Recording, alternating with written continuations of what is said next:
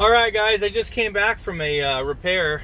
Well, more of a diagnosis, and the prognosis looked good. So a few tips about vehicles that are overheating or that could potentially overheat. You know, number one, if it's low on coolant, that's probably something you want to take care of.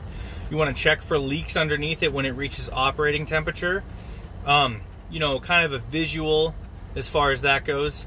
If you notice that your temperature gauge goes to halfway, which is pretty common, and then it goes slightly above it but drops a little bit, that's a really good indicator for the most part that your thermostat's working correctly. If you have electric fans, you know, the next thing you want to look at is once you reach operating temperature, if they're not coming on and you have air conditioning that works, turn your air conditioning on. Okay, turn it on full blast. Make sure the AC is running. It should kick the electric fans on, and if they come on, and then you know that everything's good.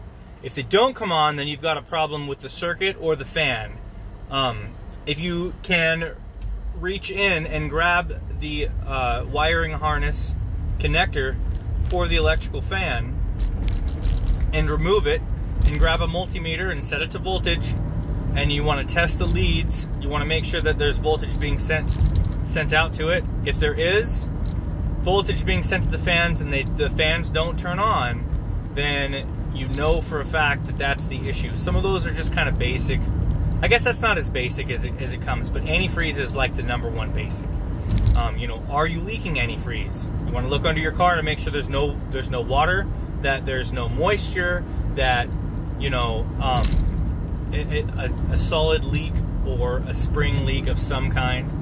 You want to make sure there's none of that. You want to make sure that, you know, your thermostat, it's harder to tell on those except for that little tattletale in there. But if it does overheat when the fans come on, then you have another issue.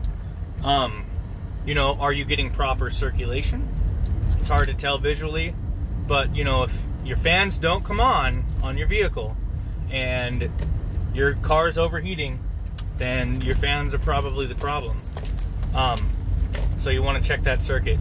You could have a bad water pump. You could have a bad thermostat. Odds are, though, if it reached halfway and didn't keep climbing and broke right about that mark and you saw the needle move down, the thermostat could have opened. There could be a partial opening in it.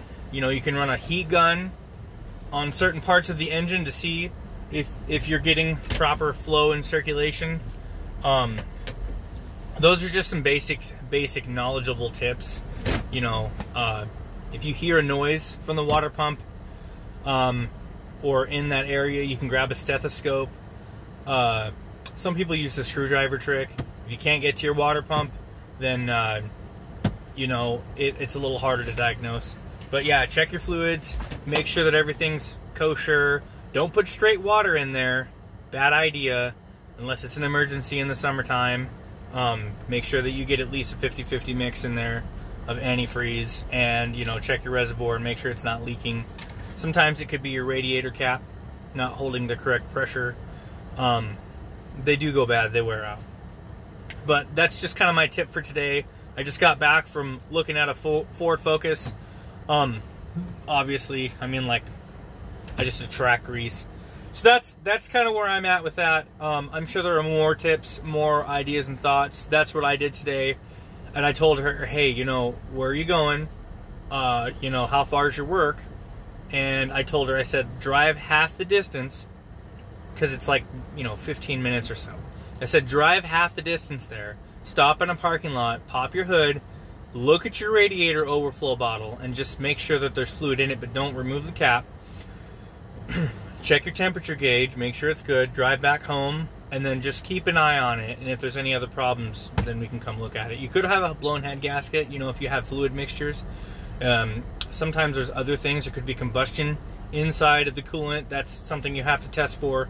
They have testers for that kind of stuff. There could be bigger problems, but, you know, if you're driving it for a while and it doesn't overheat, it doesn't massively overheat, and it was just low on fluid, that's probably it. That's all I got for you today, guys.